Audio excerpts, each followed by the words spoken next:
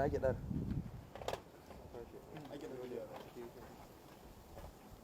ita gidar a ciki take dawa ko da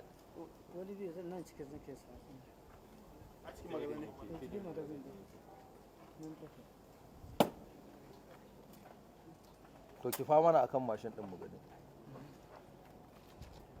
ta ayin ba rufe aka yi da an ki hazu da haka me za ka rufe yadda kake na ai ga marfi can wannan kowan wannan ba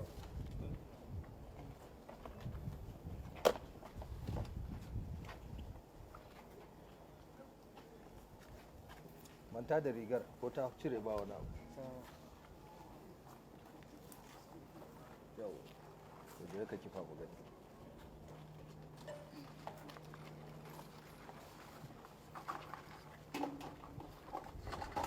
rike mishi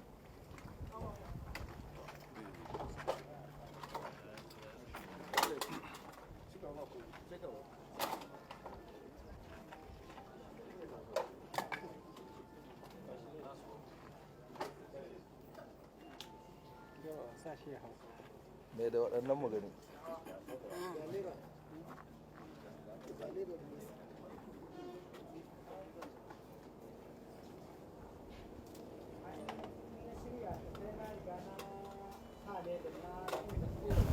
to yan uwana yan jarida ina muku marhabi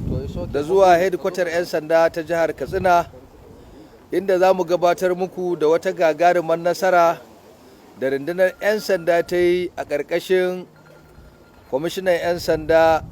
cp sanusi buba psc. Wannan da kuke gani kasar gumin ɓarawan daji ne kuma ya shahara kuma ya ƙware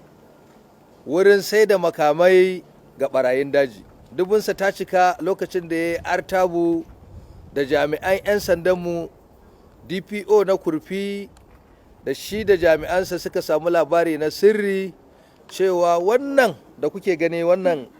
kasar gumin ɗan ta'adda mai suna Sani Mamuda ɗan shekara 45 wanda ake wa laƙabi da shaɗari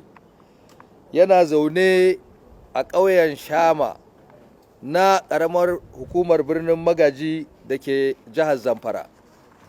An kama shi lokacin da ya taho akan hanya wacce ta taso daga kurfi za ta je Batsari da wannan babur da kuke gani boxer ja yana ɗauke. Lokacin da aka gudanar da bincike an gano cewa ya ɓoye waɗannan bindigu a ƙarƙashin seat na mashin ɗinsa inda kun ga inda aka rarike shi aka fafare shi domin waɗannan bindigu a samu a shirya su sannan ya rufe akan babur a inda zai yi tafiyarsa babu wanda zai gane me yake ɗauke da shi. To Allah ya ba mu nasara mun kama shi kuma lokacin da muke gudanar da bincike an sami bindigar AK-47 kamar yadda kuke gani guda biyu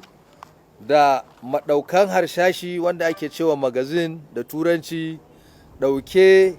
da harsashe alburusai guda 42 na bindiga na AK-47. Ya yi bayani da bakinsa ba kuma musu yake yi ba cewa akwai wani kasurgumin ɓarawan daji wanda ya tuba ya miƙa kansa ga gwamnati da jami'an tsaro wanda ake ce masa ɗan Borno da wani Abdullahi su suka sayan masa da wannan bindiga a dajin Mashi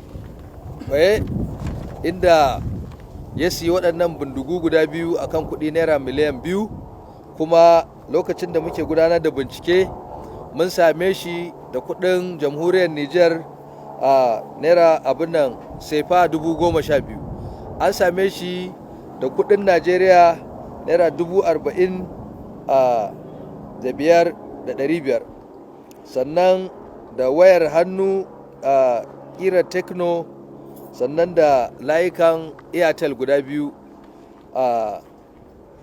Ya ce kamar yadda ya faɗa waɗannan bindigu akwai waɗanda yake kaiwa a can dajin Zamfara musamman 'yan garinsu waɗanda suke zaune a ƙauyen Shama da ke ƙaramar hukumar birnin Magaji ta Zamfara. Akwai wani Hamisu da wani rabe da wani lawal su ma suna nan muna bincike domin mu tabbatar da cewa an kama su. Ya sunanka?